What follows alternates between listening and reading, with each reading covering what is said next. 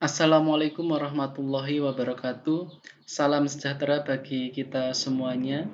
Ibu bapak yang saya hormati, perkenalkan saya Wawan Setiawan. Pada kesempatan seminar nasional ini, izinkan saya mempresentasikan artikel yang berjudul Pembelajaran Sastra Anak Digital sebagai Landasan Menuju Era Society 5.0.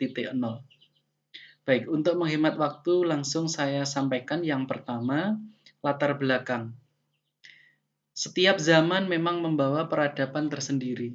Hal ini tercermin pada perkembangan revolusi industri yang dimulai dari revolusi industri 1.0, 2.0, 3.0, dan saat ini Indonesia berada pada revolusi industri 4.0 dan kemudian perlahan menuju era society 5.0. Pada era revolusi industri 4.0 ditandai dengan penggunaan teknologi di setiap lini kehidupan tidak terkecuali pada dunia pendidikan. Pada kurikulum 2013, semua proses pembelajaran diharapkan terintegrasi dengan teknologi. Dan terlebih lagi di masa pandemi COVID-19 seperti ini, suka tidak suka penggunaan teknologi tidak terhindarkan lagi demi keberlangsungan proses pembelajaran. Namun, dengan kondisi seperti ini, proses digitalisasi ini seakan siswa menjadi apatis terhadap lingkungan sekitar. Bahkan bertemu gurunya saja tidak menyapa. Dengan fenomena ini, apakah proses digitalisasi ini salah? Mungkin tidak, karena ini memang sudah proses alamiah sesuai dengan perkembangan zaman dan itu adalah hal yang wajar. Nah, salah satu hal yang dapat mengatasi fenomena tersebut salah satunya dengan pendidikan karakter. Namun, selama proses digitalisasi ini pula lah, konsep PPK, penguatan pendidikan karakter yang tersistem di kurikulum 2013 tidak terimplementasi dengan baik. Maka dari itu diperlukan kiat-kiat atau sebuah solusi lain untuk bagaimana pendidikan karakter ini tetap tumbuh di dalam proses pembelajaran. Nah, dalam artikel saya ini selanjutnya akan dibahas bagaimana cara lain, yaitu melalui sastra anak digital sebagai landasan menumbuhkan karakter dan perlahan juga nanti ini sebagai landasan untuk menuju era society 5.0. Berikutnya, dalam artikel ini saya menggunakan metode yang pertama, analisis deskripsi, dan yang kedua adalah tinjauan pustaka. Adapun hasil dan pembahasannya adalah sebagai berikut. Ada dua hal di sini yang saya kemukakan, yaitu yang pertama, hubungan pembelajaran sastra anak digital dengan era society 5.0. Dan yang kedua, pembelajaran sastra anak digital menjadi landasan menuju era society 5.0. Baik, yang pertama, hubungan pembelajaran sastra anak digital dengan era society 5.0.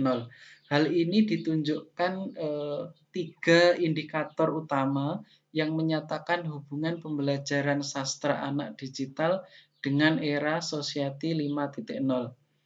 Indikator itu adalah yang pertama, bahwa pembelajaran sastra anak dapat membentuk karakter anak, karena di dalam sastra anak ini mengajarkan ideologi-ideologi kehidupan atau ideologi-ideologi yang baik yang ditanamkan ke anak-anak.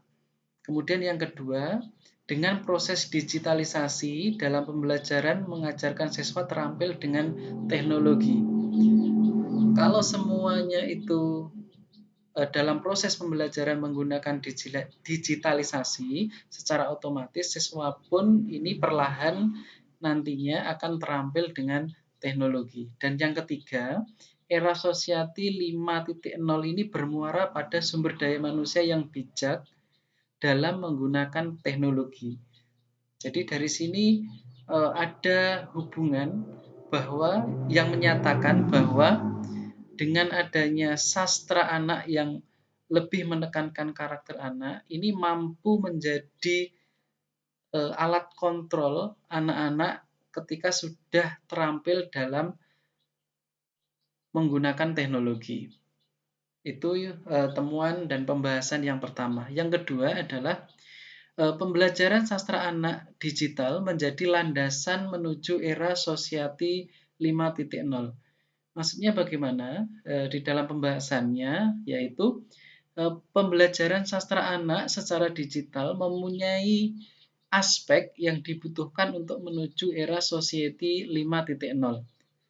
Aspek itu adalah pembelajaran sastra dengan cara digital dapat membentuk karakter siswa sekaligus mengajarkan siswa terampil akan penguasaan teknologi. Aspek ini secara tidak langsung berjalan beriringan dan berkesinambungan untuk membentuk siswa terampil menggunakan teknologi secara bijak. Maka dari itu, sudah tepat jika pembelajaran sastra anak secara digital sebagai landasan menuju era Society 5.0. Sekali lagi saya tegaskan, mengapa demikian? Karena di era Society 5.0 ini adalah tidak lagi membahas bagaimana seseorang itu terampil menggunakan teknologi, tetapi bagaimana orang itu bijak menggunakan teknologi sesuai dengan kebutuhan dan tepat sasaran. Jadi tidak lagi ada istilah kita itu sebagai manusia menjadi budak teknologi. Baik, mungkin itu yang bisa saya sampaikan. Tentunya banyak kekurangan, kami mohon maaf. Saya akhiri, wabillahi taufiq walhidayah. Wassalamualaikum warahmatullahi wabarakatuh.